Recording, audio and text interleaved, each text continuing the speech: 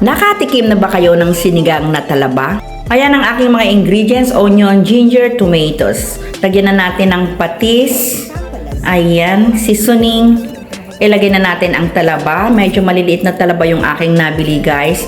Ang importante dito sa akin ay yung kanyang sabaw. Napakasarap ng sabaw ng sinigang na talaba.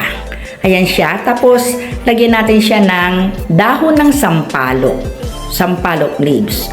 Ayan, added pampalasa siya. Tapos, lagyan natin ng siling haba, just like normal na sinigang. Ayan, napakabilis lang. Meron akong konting pechay, nilagyan ko din.